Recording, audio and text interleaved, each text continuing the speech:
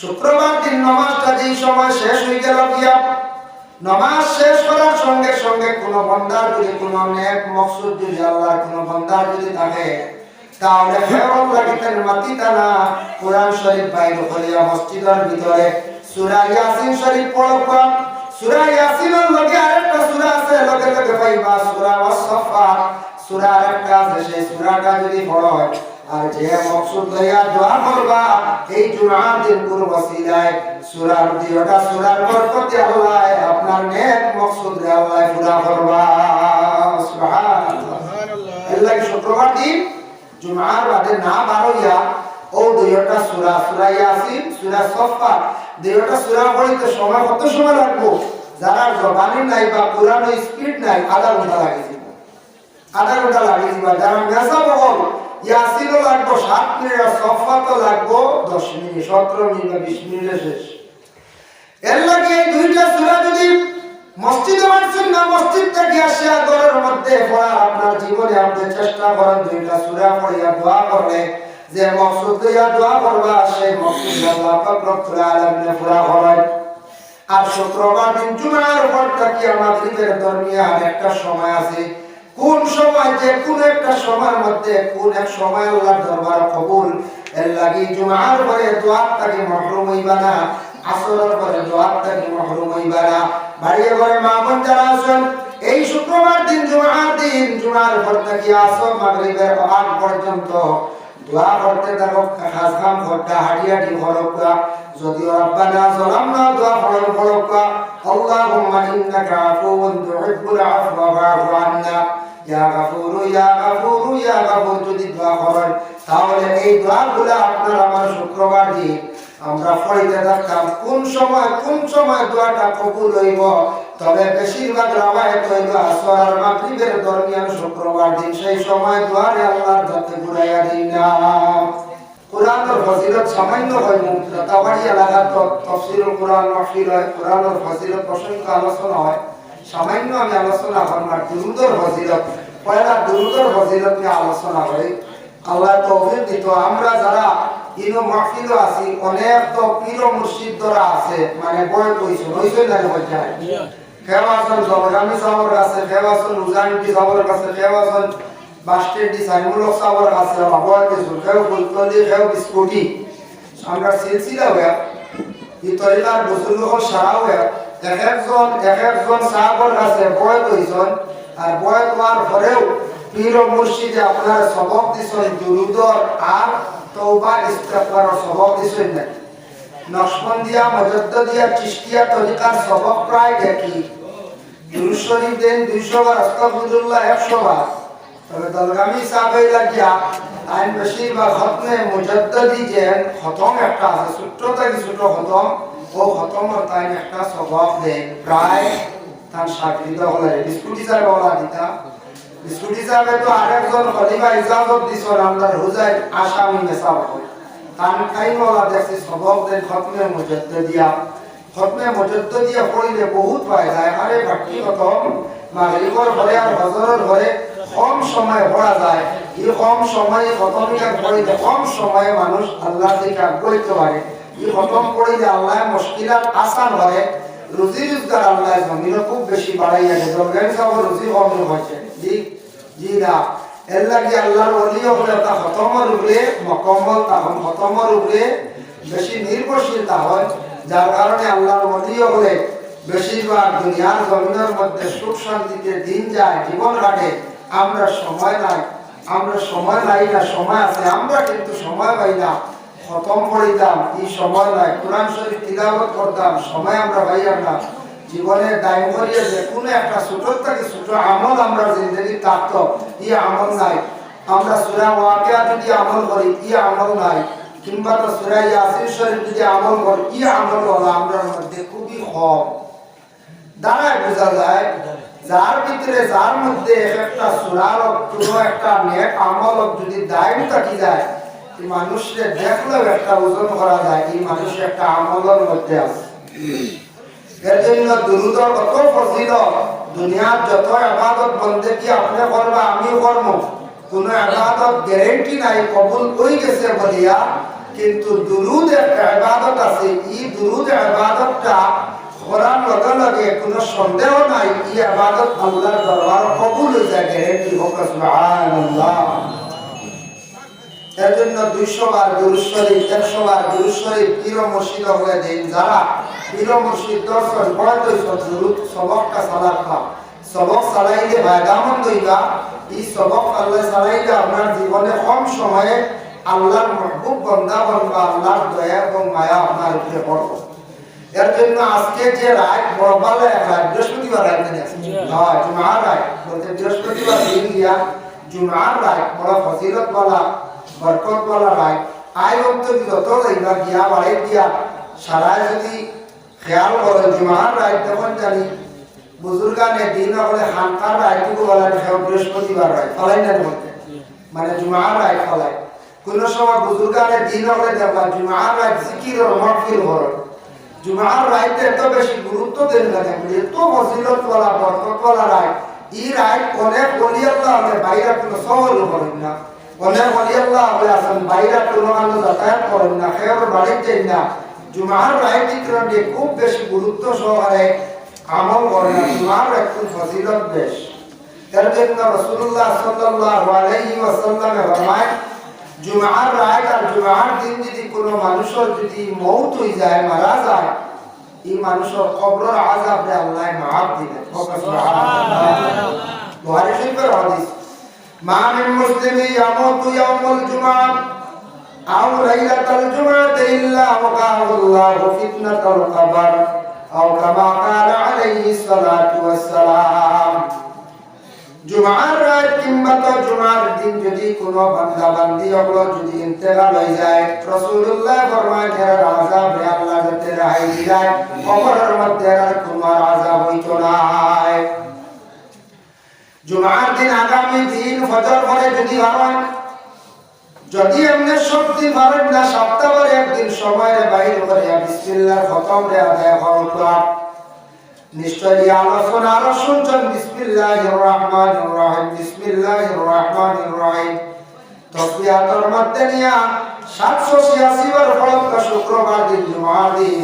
এই জুমার দিন নেক মাকসুদ লইয়া বিসমিল্লাহর খতম আদায় করলে আল্লাহ নেক নেক মাকসুদ রে আল্লাহ পুরা হয়।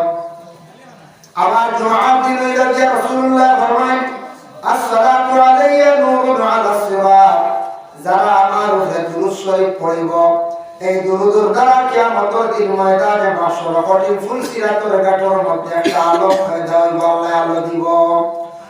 ওমান সাল্লা আলাইয়া ইয়াউমুল জুমআহ, জুমার দিন যদি দুরূদ শরীফ পড়েন কতবার বলে 80 মাররা 80 মর্তবা যদি আল্লাহ রাসূলের উপরে যদি দুরূদ শরীফ পড়তে পারেন আল্লাহু 80 আমান এরা 80 বছর গুনাহ আল্লাহ মাফ দেন। সুবহানাল্লাহ। এর লাগে আগামী দিন আমি এখন আল্লাহকে কইয়া আগামী দিন সকালে সাহায্য তাসবিহাত নিয়া 80 বার পড়িলেন দেবা মাত্র 15 মিনিট সময় লাগবে। বাদর জুমার দেখবা দিলে কালি বলি আমি 80 বার দুরূদ শরীফ পড়িতাম। এর বাদর 2-3 জুমার যদি আমল করিলেন সকালে সাহায্য দেখবা আর আপনার 80 মর্তবা ছুটি তো নাই, একটা আমল দায়ী হইছে। শুক্রবার দিন পুরো তো হছিল।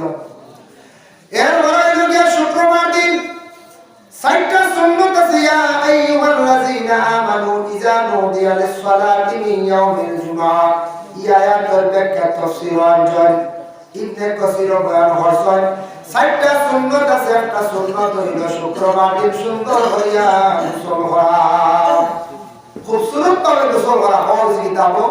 এতে যেসব আকিল না আমরা শুক্রবার দিন আফতা খাস কাম শেষ করলাম, আজান হয়ে গেছে, খুতবার টাইম হয়ে যায়, আউলি গোসল হইয়া চুলও আসরা নাই, খুশবুও লাগানি নাই, আর কাপড় লাগাইলাম খালি একবার কাপড় আঠাইয়া টানিয়া রাখি মাথার দিয়ে আর জায়গা পাই এটা ভয় না। এগুলো শুক্রবার দিন সপ্তাহে একদিন সুন্দর করে গোসল হইতো, আচ্ছা সে গোসল হইতো, সুন্দর করে গোসল হরাইলে সুন্নাত। 2 নম্বর দিন আরেকটা 2 নম্বর আরেকটা সুন্নাত হইল জুমার দিন যদি হাঁটিয়া যদি মসজিদে যায় তার একটা সুন্নাত। 3 নম্বর হইল ইমামের পিছনে গিয়ে আপনি বসা হইল আরেকটা সুন্নাত। আর 4 নম্বরে আকাশ থেকে ইমাম সাহেব খুতবা দিবা মনোযোগ দিয়ে শোনা আরেকটা সুন্নাত। শুক্রবার দিন নামাজটা যেই সময় শেষ হয়ে গেল গিয়া নামাজ শেষ করার সঙ্গে সঙ্গে কোন বান্দার যদি কোন নেক মকসুদ যদি আল্লাহর কোন বান্দার যদি থাকে তাহলে ফেরত লাগিতেন মাতিতা না কোরআন শরীফ বাইর করিয়া মসজিদের ভিতরে সূরা ইয়াসিন শরীফ পড়বা। সূরা ইয়াসিনের লগে আরেকটা সূরা আছে লগে লগে পাইবা সূরা ওয়াস-সাফফাত। সূরা আরেকটা আছে সেই সূরাটা যদি পড়ো আর যে মকসুদ লইয়া দোয়া করবা এই জুমার দিন কোন ওসিলায় সূরার দিওটা সূরার বরকতে আল্লাহ আপনার নেক মকসুদ রে আল্লাহ পুরা করবা। সুবহানাল্লাহ। আল্লাহ শুক্রবার দিন জুমার বাদে না বারইয়া ও দুইটা সূরা সূরা ইয়াসিন সূরা সাফফাত দুইটা সূরা পড়তে সময় কত সময় লাগবে? যারা জবানি নাই বা কোরআন স্পিড নাই আধা ঘন্টা লাগে যাব, আধা ঘন্টা লাগে যাব। যারা মেসা বল ইয়াসিনও লাগবে 7 মিনিট আর সাফফাতও লাগবে 10 মিনিট, 17 মিনিট বা 20 মিনিটে শেষ। এর লাগে এই দুইটা সূরা যদি মসজিদে আসেন না মসজিদ থেকে আসিয়া ঘরের মধ্যে পড়া আপনার জীবনে আপনি চেষ্টা করেন দুইটা সূরা পড়িয়া দোয়া করলে যে মকসুদ দিয়া দোয়া করবা সেই মকসুদ আল্লাহ পাক রব্বুল আলামিন পুরা করেন। আর শুক্রবার দিন জুমার পর থেকে মাগরিবের দরমিয়ান একটা সময় আছে, কোন সময় যে কোন একটা সময়ের মধ্যে কোন এক সময় আল্লাহর দরবার কবুল। এর লাগি জুমার পরে দোয়া থেকে মাহরুম হইবা না, আসরের পরে দোয়া থেকে মাহরুম হইবা না।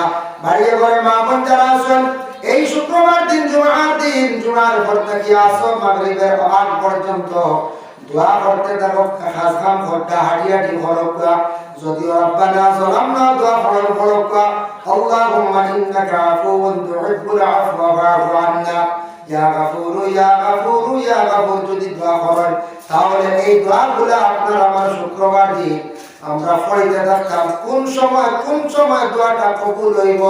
তবে বেশিরভাগ রাওয়ায়াত হইল আসর আর মাগরিবের দরমিয়ান শুক্রবার দিন, সেই সময় দোয়ারে আল্লাহর কাছে ঘুরাইয়া দিন না।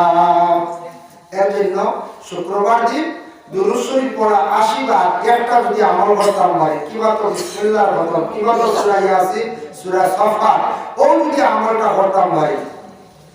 দুরূদ এমন একটি ইবাদত দেখুন কয়েক কিসিমের দুরূদ আছে আমি আপনাদের সামনে উপস্থাপন করিয়া একটা দুরূদ আমি আপনাদের সামনে প্রথমে দুরূদের ফজিলতটা বয়ান করিয়া দালাইলুল খায়রাত ইমাম জাযুলি রাহমাতুল্লাহি তাআলা আলাইহির লেখা ও কিতাব ওয়াইফের তরিকতের কিতাব দালাইলুল খায়রাত মির্জা বলে শাগির্দ বলে আদেশ করো তবে সবরে দিন না এটা যারা পড়িতে পারবা এরা সেই কিতাবটা পড়ার লাগি আদেশ করো।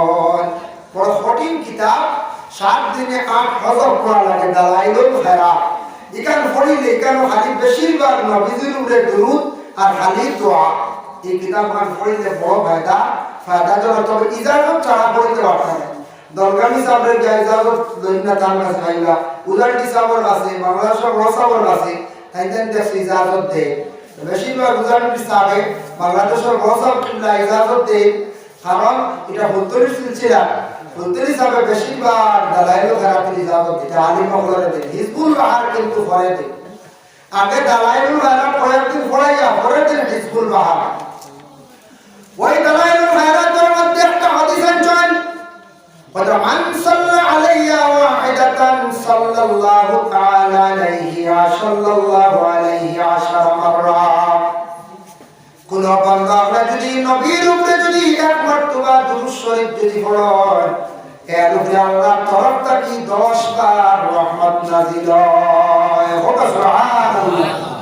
ওয়া মান সাল্লা আলাইহি আশারা মাররাত, হে যদি নবীর উপরে যদি 10 মারতবা যদি দুরূদ শরীফ যদি পড়েন সাল্লাল্লাহু আলাইহি আশারা মাররা না সাল্লাল্লাহু আলাইহি মিআতা মাররা, এর উপরে আল্লাহর পক্ষ থেকে 100টা রহমত গুলা নাযিল হয়।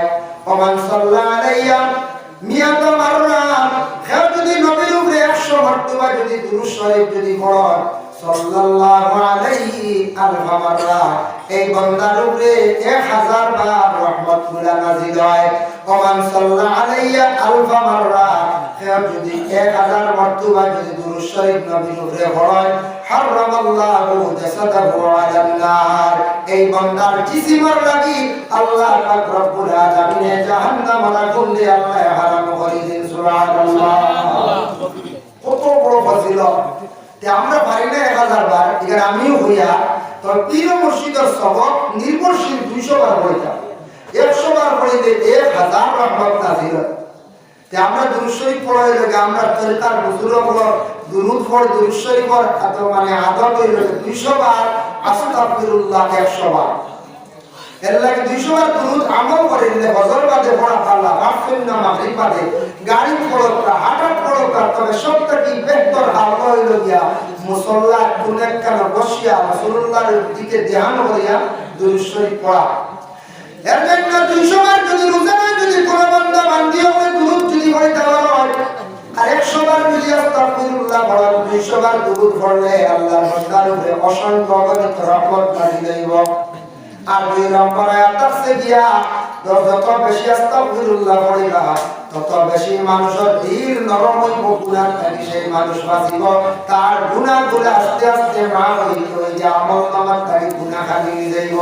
এর লাগে বাবা জীবনে আমরা গুনাহ করিয়া আমরা গুনাহগুলো মাফ করতে গিয়ে রোজানা যদি 100 বার আস্তাগফিরুল্লাহ যদি আমরা পড়িতাম পারি, ডেইলি আমরা গুনাহে আমরা নিজে নিজে মাফ করাই যাইব।